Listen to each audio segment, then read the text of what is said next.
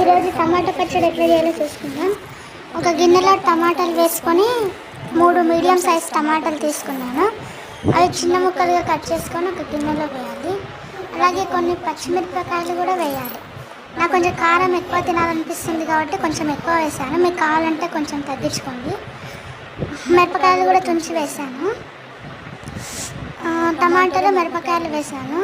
వేసిన తర్వాత ఏం వేసానంటే వెల్లుల్లి వేసాను, అదే ఎల్లిపాయలు వేసాను.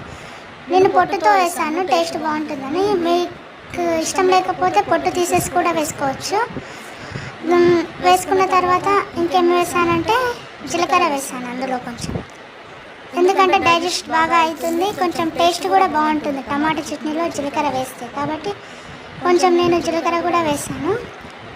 జీలకర్ర వేసిన తర్వాత కొంచెం కొత్తిమీర కూడా యాడ్ చేశాను ఇందులో. మీకు కావాలంటే ఎక్కువ కూడా వేసుకోవచ్చు, మరి ఎక్కువ వేసుకుంటే ఎక్కువ కొత్తిమీర ఫ్లేవర్ తెలుస్తుంది కాబట్టి కొంచెం వేసాను నేను. కొంచెం కొత్తిమీర వేసాను. తర్వాత అందులో కొంచెం ఆయిల్ పోసాను, కొంచెం నూనె పోసాను. దానికి తగినంత నూనె పోసి తర్వాత పసుపు వేసాను.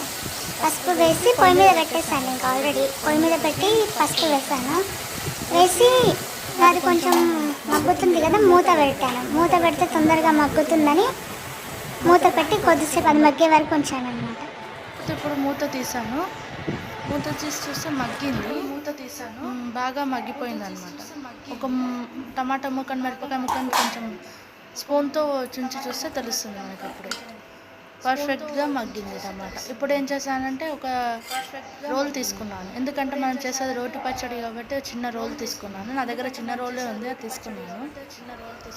తీసుకొని ఇందులో పల్లీలు నువ్వులు ఏమి వేయట్లేదు, డైరెక్ట్గా టమాటా మిరపకాయ అదే పచ్చడి వేసాను. కొంచెం సాల్ట్ వేసాను. వేసి ఇంకా దంచాను. కొంచెం మెత్తగా కాకుండా కొంచెం కచ్చా పచ్చగా దంచుకోవాలి, టేస్ట్ చాలా బాగుంటుంది.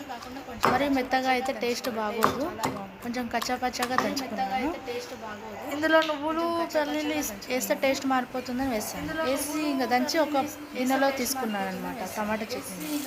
తీసుకొని ఇందాక మిగిలిన ఆయిల్ ఉంది కదా, అదే ఆయిల్లో ఏం చేస్తానంటే వేస్ట్ చేయకుండా ఈ టమాటా చట్నీని వేసి కొంచెంసేపు ఫ్రై చేస్తాను. 2 minutes అలా.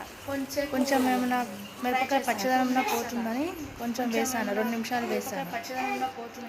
వేయించి ఒక గిన్నెలోకి తీసుకున్నాను.